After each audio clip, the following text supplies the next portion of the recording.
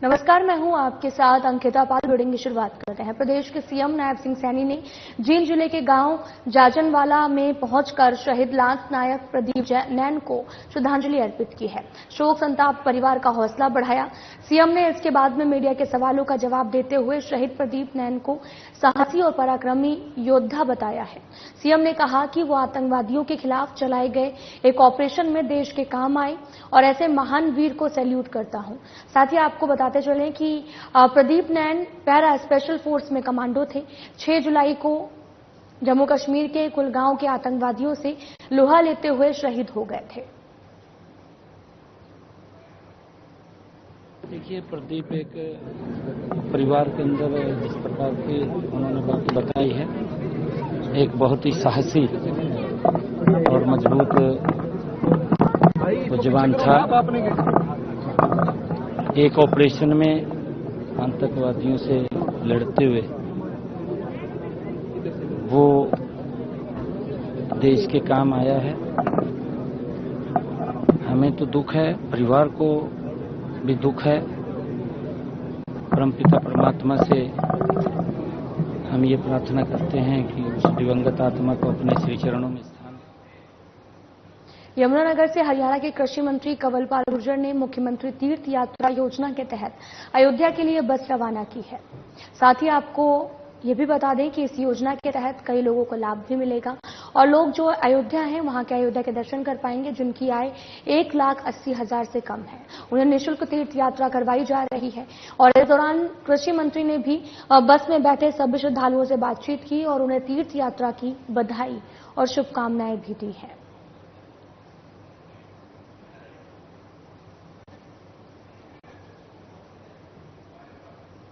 ये हमारे बहुत से बुजुर्ग ऐसे हैं जिनकी बड़ी इच्छा होती है कि इस धार्मिक स्थान पे मैं जाके आऊँ, तो लेकिन कुछ कारण ऐसे होते हैं जिसकी वजह से जा नहीं सकते। तो इसलिए सरकार ने मुख्यमंत्री तीर्थ यात्रा योजना एक शुरू की है और उसमें एक बहुत अच्छी बस जिसमें एसी बस है, जिसमें आराम से हम किसी भी धार्मिक स्थान पर जा सकते हैं। हरियाणा के कृषि मंत्री ने कांग्रेस के वरिष्ठ नेताओं की हरियाणा का हिसाब 2 यात्रा को लेकर प्रतिक्रिया व्यक्त करते हुए कहा कि कांग्रेस अपने 10 सालों के कार्यकाल में किए गए कामों का हिसाब दे। उनके समय में जो सड़कें चलने लायक नहीं थी, अगर वो अपने कार्यकाल में हुए तो 5 काम बताएंगे तो हम उनके मुकाबले में 25 काम बताएंगे। उन्होंने ये भी कहा कि वो किसी भी मंच पर कहें, उनका कोई भी नेता हो, हम उनसे बातचीत करने को तैयार हैं।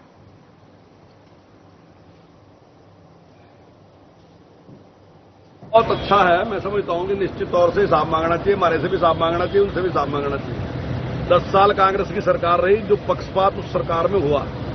अगर मैं समझता हूं कि सड़कों की इतनी बुरी हालत थी, अगर यहां से किसी को खिजराबाद जाना पड़ता था तो वो यहां से तेलीपरा और तेलीपरा से मांडखेड़ी और मांडखेड़ी छतरौली कच्चे रास्ते को जाता था, सड़क पे चल। बीजेपी के राष्ट्रीय महासचिव तरुण चुंद फरीदाबाद पहुंचे हैं, जहां उन्होंने फरीदाबाद के सेक्टर 89 स्थित निजी स्कूलों में वृक्षारोपण कार्यक्रम में हिस्सा लिया है। और इस मौके पर बल्लभगढ़ विधानसभा से बीजेपी टिकट की दावेदारी कर रहे भारत भूषण ने राष्ट्रीय महासचिव तरुण का गर्मजोशी के साथ स्वागत भी किया। और साथ ही तरुण ने यह भी कहा कि कांग्रेस पर निशाना साधते हुए कहा कि हरियाणा में कांग्रेस एक एक्सपायर्ड इंजेक्शन है। अब ये एक इंजेक्शन कहीं पर भी लगाया जाए तो काम करने वाला नहीं है। कांग्रेस को देश में डूबता जहाज कहा है।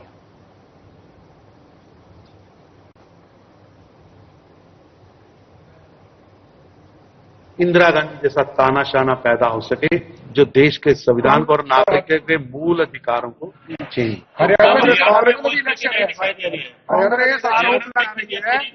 ऐसा है कि आपने कहा कि कांग्रेस कह रही है घोषित इमरजेंसी है। देश के अंदर एक भी पत्रकार बताइए जिसे जेल में भेजा हो, एक भी व्यक्ति बताइए जिस पर बिना केस की मिसा लगी हो और उन्हें अपना चेहरा बार बार आईने में दिख रहा है। भयानक है। 1,60,000 लोगों को मीसा में भेजा, अखबार बंद, टीवी बंद, यहां तक कि किशोर कुमार कौन सा गाना गाएंगे। राष्ट्रीय महामंत्री माननीय श्री तरुण चुग जी ने यहाँ एक पेड़ मां के नाम का शुभारंभ किया है। हमने निर्णय लिया, हमारी समस्त टीम ने निर्णय लिया कि इस कार्यक्रम में हम 11,000 पेड़ बल्लभगढ़ विधानसभा के अंदर लगाएंगे और उसकी शुरुआत आज हमने यहाँ स्कूल में नन्हे मुन्ने बच्चों के साथ पेड़ लगा करके माननीय तरुण चुग जी, जो कि राष्ट्रीय महामंत्री हैं भाजपा पार्टी के, उन्होंने स्वयं आकर के यहाँ एक कार्यक्रम किया। उसमें हमारे स्कूल के साथ साथ जिला अध्यक्ष श्री राजकुमार बोहरा जी, हमारे यशस्वी मंत्री श्री कृष्णपाल गुर्जर। पुंडरी विधानसभा में आज कुरुक्षेत्र लोकसभा सांसद नवीन जिंदल ने पुंडरी के 8 गांव टीक, बरोट और बंदराना सूल पर, आपको बताते चले कि यहां पर फरल में अपने 8 गांवों के दौरे पर लोगों का धन्यवाद करते हुए उन्होंने कहा कि लोकसभा चुनाव के दौरान उनको वोट देने और सहयोग एवं समर्थन देने के लिए बहुत बहुत शुक्रिया। इस दौरान अपने मतदाताओं से भी कहा कि आप अपनी समस्याओं को मेरे समक्ष लाएं और मैं उन्हें प्राथमिकता के आधार पर हल करूंगा। पत्रकारों से बात करते हुए कहा कि विपक्ष केवल बरगलाने का काम करता है, उन्होंने अब मैं आपके बीच में रहकर सेवा करना चाहता हूं।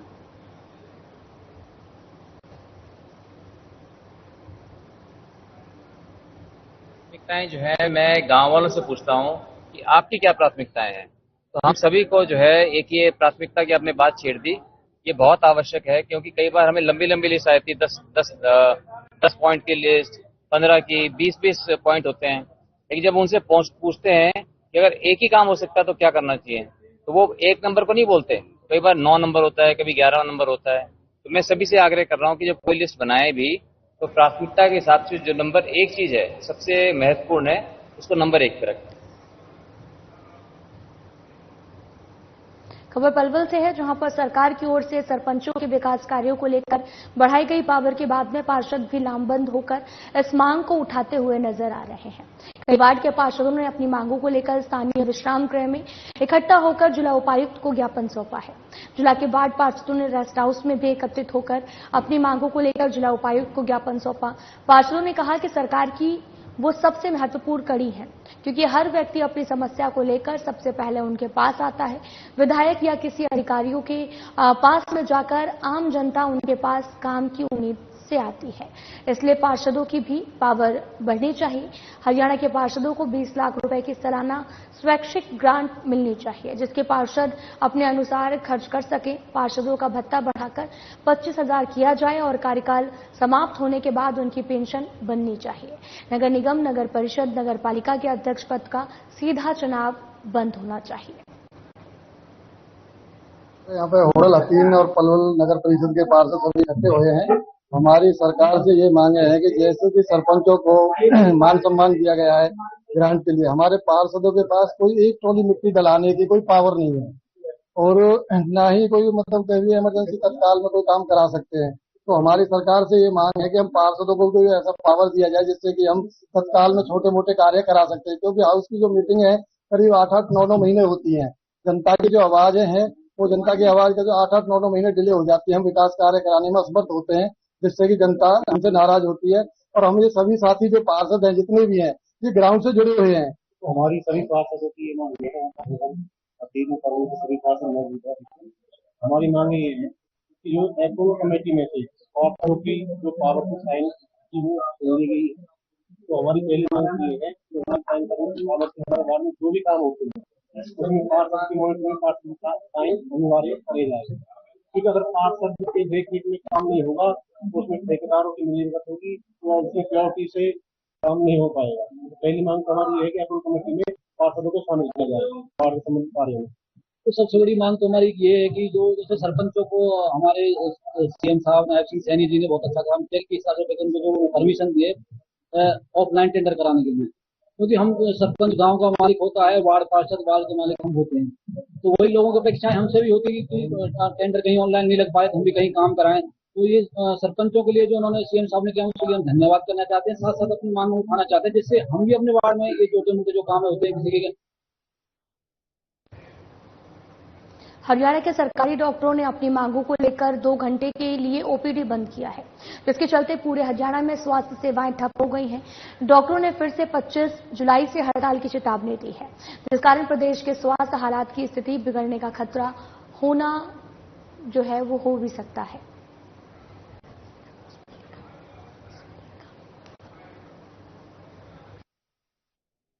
2.5 साल पहले से चल रही है हमारी चार प्रमुख मांगे हैं। जो सबसे पहली है वो है डायरेक्ट एसएमओशिप की रिक्रूटमेंट बंद करने के लिए सिविल सर्विस रूल अमेंड करे जाएं। दूसरी है कि जो हमारा बॉन्ड अमाउंट है उसको घटाने के लिए कि सरकार नोटिफिकेशन जल्दी से जल्दी जारी करे। उसके बाद कुछ हमारे अलाउंसेज हैं, वो ICP है, और कुछ हमारे केसेज हैं जो DG ऑफिस लेवल पे जो है पेंडिंग रहते हैं बहुत ज्यादा। तो उसको लेकर सरकार पहले ही मांगे मान चुकी है, बट अभी तक नोटिफिकेशन नहीं हुई है, कोई इम्प्लीमेंटेशन नहीं है। तो उसके लिए ये चेतावनी वर्ष जो है हमें दोबारा से स्ट्राइक का सहारा लेना पड़ रहा है। अंबाला छावनी बस स्टैंड पर गत दिवस एक महिला लाखों रुपए से भरा बैग भूल गई थी, जिसके बाद बस स्टैंड पर ड्यूटी पर तैनात सुरेश कुमार और अनिल कुमार ने बैग को बरामद कर उसके मालिक तक पहुंचाया है। इन दोनों कर्मचारियों ने ईमानदारी की बड़ी मिसाल भी कायम की है। ऐसे में इनकी ईमानदारी को प्रदेश के परिवहन मंत्री असीम गोयल ने भी खूब सराहा है। परिवहन मंत्री असीम गोयल ने दोनों कर्मचारियों को अपने निवास पर बुलाकर उनकी खूब सराहना की है और मंत्री असीम गोयल ने कर्मचारियों की प्रशंसा पत्र और स्मृति चिन्ह देकर उनका हौसला बढ़ाया, उनकी ईमानदारी को भी सलाम किया। मंत्री असीम गोयल ने कहा कि दोनों कर्मचारियों ने ईमानदारी का परिचय देते हुए ये कार्य किया है, जो कि अति सराहनीय है। और गत दिवस रामगढ़ की रहने वाली एक महिला गलती से अपना बैग बस स्टैंड पर छोड़ गई थी और इस बैग में 1 लाख से भी अधिक नकदी और अन्य सामान था। रोडवेज कर्मचारियों ने महिला का पता लगाते हुए उसकी परिजनों का बस अड्डा अंबाला छावनी बुलाया और अन्य कर्मचारियों की मौजूदगी में बैग उनको सौंप दिया है। मैं चालक पद पे अंबाला कैंट में ड्यूटी पे हूँ। इंक्वायरी में ड्यूटी है मेरी। और सवेरे के टाइम एक महिला कोई आई है, बाथरूम में गई, वो किसी कारण से जल्दबाजी में कोई डेथ केस के उसमें जा रही थी, वो अपना बैग भूल गई। और दूसरी औरत ने आगे मेरे को बताया भी अंदर बैग रखा हुआ है, उसमें कोई अचानक जाके देखो उसमें कोई गलत वस्तु हो सकती है। लेडीज बाथरूम में कर्मचारी नहीं जा सकता, इसलिए मैंने उस मैडम से बोला भाई आप उस बैग को मेरे को दे के जाओ। और खबर अंबाला से है, जहां पर पूरे प्रदेश के डॉक्टर 2 घंटे की सांकेतिक हड़ताल पर रहे। डॉक्टरों की हड़ताल की वजह से मरीजों को काफी परेशानियों का भी सामना करना पड़ रहा है, तो वहीं नागरिक अस्पताल में मरीजों को भारी भीड़ भी लगी हुई है। कुमार को दिखाने, अपने पुत्र को दिखाने के लिए आया था। परेशानी हम यहाँ से 8:30 पौने 9 बजे के बैठे हैं। पौने 10 बजे हम मैडम के पास गए थे, उसको पर्ची बनाने से इनकार कर दिया। यूँ कहा डॉक्टर से बात करो। हम ऊपर गए, वहां डॉक्टर नहीं था। फिर वापस फिर मैडम के पास आए और एक घंटे का डॉक्टरों से ट्राई का। आज सोमवार का दिन है और कम से कम भी कितनी जनता यहाँ पर बैठी है, कब 70 किलोमीटर से आए लोग बैठे हैं यहाँ पर, 100 किलोमीटर लोग आए बैठे। मैं यहाँ अंबाला कैंट का निवासी हूँ और सवेरे हम 8 बजे के यहाँ पर आए हुए हैं। पहले तो पर्ची बनवाई है, वो आधा पौना घंटा वहाँ परेशान हुए। उसके बाद यहाँ कार्ड जमा करा रखा है सवेरे का, और डॉक्टर साहब यहाँ से सब गायब हैं या स्ट्राइक है, ये राम जाने। जनता पूरी यहाँ पे परेशान है और हम सरकार से ये अपील करते हैं कि इस पर ध्यान दिया जाए, आगे से ये मतलब कोई परेशान ना हो। सोमवार का दिन है, ज्यादा रस होता है यहाँ पर। हमारे अम्बाला जिले की जितने भी हमारे सरकारी डॉक्टर्स हैं, इनकी आज पेन डाउन स्ट्राइक 9 से 11 बजे रही है। इसके अंदर हमारे मुद्दे वही हैं बहुत पुराने, जो कि सरकार को पहले भी बताए जा चुके हैं। पिछली बार जब हमारी स्ट्राइक हुई थी उसके अंदर हमारी जितनी भी मांगे थी, सारी मांगे यथावत वही है। जैसे कि हमारी 4th ACP बॉन्ड की राशि को कम करना, हमारी जो जितने भी हमारे अलाउंसेज हैं वो सेंटर के एट पार करना। सरकारी डॉक्टर 2 घंटे की पेन डाउन स्ट्राइक पर हैं और प्रदेश भर में आज डॉक्टरों की 2 घंटे की सांकेतिक पेन डाउन स्ट्राइक रही। स्ट्राइक डॉक्टरों द्वारा अपनी निलंबित मांगों को लेकर यहां पर जानकारी दी और जानकारी देते हुए डॉक्टर सुखदीप कौर ने बताया कि डॉक्टर द्वारा आज अपनी निलंबित मांगों को लेकर भी सुबह से 9 बजे से 11 बजे तक सांकेतिक हड़ताल की है और डॉक्टर ने सरकार को चेतावनी दी कि अगर 25 जुलाई तक उनकी मांगों को नहीं माना जाता तो वे 26 जुलाई से सभी प्रकार की स्वास्थ्य सेवाएं बंद कर देंगे। अस्पताल में OPD, इमरजेंसी सेवाएं, पोस्टमार्टम समेत सभी आपातकाल सेवाएं भी बंद रहेंगी।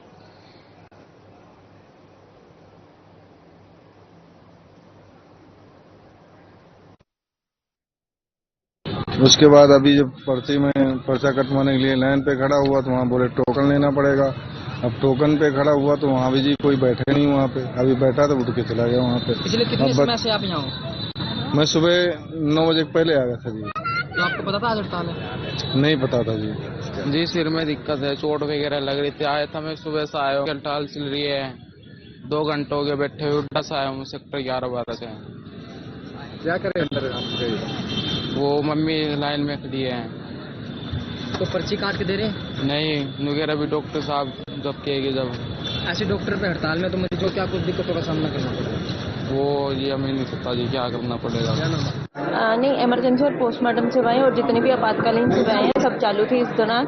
सिर्फ 9 से 11 पेन डाउन स्ट्राइक की गई थी और इसमें इमरजेंसी के किसी मरीज को कोई भी दिक्कत नहीं आई है। तो इन मांगों को लेकर पहले भी की गई थी, तो हाँ जी, दिक्कत आई है जो आज पहले ये जब पहले ऊपर अधिकारियों से बैठक हुई थी अधिकारियों के साथ, तो तब हमारी सारी डिमांडें उन्होंने जायज मानते हुए ये बोला था कि हमें 6 महीने का टाइम दे दीजिए।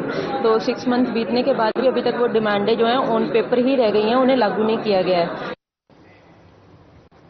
रेवाड़ी की पॉश कॉलोनी मॉडल टाउन में ग्रीन बेल्ट के नाम पर लोगों ने अतिक्रमण किया हुआ है। लोगों ने अतिक्रमण कर सड़क को 30 फीट की सड़क 18 फीट पर कर दिया है, जिस पर संज्ञान लेते हुए नगर परिषद की चेयरपर्सन ने अतिक्रमण करने वालों को चेतावनी भरे लहजे में 2 टूक कहा है और जल्द ही वे इस अतिक्रमण को खुद ही हटा लेंगे, अन्यथा नगर परिषद नियमानुसार कार्रवाई करेगी। साथ ही समस्या का जल्द समाधान होने की प्रशासन से अपील की गई है। ये हमने जब मकान लिया है तो हमारे को 30 फुट का रास्ता दिखाया गया है, तो ये 30 फुट के रास्ते पे लोगों ने पेड़ पौधे बोके और पक्का अतिक्रमण करके जाली लगा के और ईंट वगैरह से चिनाई करके इसको पक्का किया हुआ है कि हम इस पे कोई गाड़ी वगैरह नहीं लगा सकते, ये रास्ता जाम होता है इससे। तो मेरा उद्देश्य यही अतिक्रमण है और इसकी जाली और ये हटाया जाए। हमारे को रास्ते में गाड़ी में लाने में परेशानी होती है, आवाजाही में। कीमती जगह सेक्टरों में जा कर लेते हैं और मॉडल टाउन सबसे बेस्ट एरिया माना जाता है और सबसे ज्यादा कीमत का है। फिर भी यहाँ पर अतिक्रमण करके रास्तों में बहुत भारी दिक्कत कर देते हैं, जो बारिश हो जाती है तब तो स्कूटर। पलवल के जवाहर नगर कैंप मार्केट में एक खड़ी गाड़ी में अचानक से आग लग गई है। गनीमत यह रही कि जिस समय गाड़ी में आग लगी थी उस समय गाड़ी में कोई मौजूद नहीं था। आपको बताते चले कि स्विफ्ट गाड़ी से एक व्यक्ति मार्केट आया था, तभी उसकी खड़ी गाड़ी में आग लग गई है और गाड़ी के बोनेट में धुआं भी निकलने लगा, जिससे आसपास के लोगों में अफरा तफरी मच गई और इसके बाद में लोगों ने इसकी सूचना पुलिस को, दमकल विभाग को दी है। लेकिन जब तक दमकल विभाग की टीम मौके पर पहुंचती तब तक लोगों ने इस कड़ी मशक्कत के बाद आग पर काबू पा लिया है। विक्की जी, स्विफ्ट गाड़ी में आग लगी है, कैसे पता लगा, क्या कारण रहे? तो सामने जी हमारे परिवार में मौत हो गई है, हम वहाँ बैठे थे, तुरंत यहाँ से एक ब्लास्ट की आवाज आई है, हम सभी देख के भागे हैं। फिर आनंद फानंद में हमने मिट्टी भी डाली है। फिर 5 ग्रेड का नंबर नहीं था हमारे पास, 121 पे कॉल करा है, 112 पे कॉल करी है हमने, जब भी उनसे संपर्क होकर जब अभी तक तो दमकल विभाग की तो कोई आई नहीं है गाड़ी वगैरह? आग ये गाड़ी अंदर नहीं आ पाई, इसके अंदर हमने बुझा दिया आपने। कारण पता लग पाया क्या कारण रहा आग लगने के? ऐसा कुछ नहीं, अभी इसमें स्पार्किंग है इसके अंदर। स्पार्किंग की वजह से कोई जान की हानि वानी तो नहीं? नहीं, ऐसा कुछ नहीं है। हम तो पार्क में बैठे थे, पार्क में उठ के आए, यहाँ देखा तो उसमें आग लग रही थी। तो दमकल विभाग की कोई गाड़ी नहीं आई? गाड़ी तो कोई नहीं, फोन तो कर दिया था विक्की बजाज ने। फिर कैसे आग पर काबू पाया? पानी गिर गया, रेता गिर के फोन कर दिया था दमकल विभाग को? विक्की बजाज ने फोन करा था, तुम्हारा नंबर था, पुलिस वालों ने फोन किया था। अभी तक कोई नहीं आई है। कैथल में 2 गाड़ियों की भीषण टक्कर से हादसा हुआ है और टक्कर के बाद में एक गाड़ी डिवाइडर से टकराकर पलट गई है। गनीमत यह रही कि इस हादसे में गाड़ियों में सवार किसी व्यक्ति की जान नहीं गई और इस हादसे का एक सीसीटीवी वीडियो भी वायरल हो रहा। बताया ये भी जा रहा कि इसमें एक गाड़ी पटियाला की तरफ से आ रही थी और कैथल की तरफ से आ रही थी। इसी दौरान एक गाड़ी पेट्रोल पंप की तरफ मुड़ने लगी, तभी दूसरी तेज रफ्तार गाड़ी की टक्कर मार दी, जिससे ये बड़ा हादसा हो गया।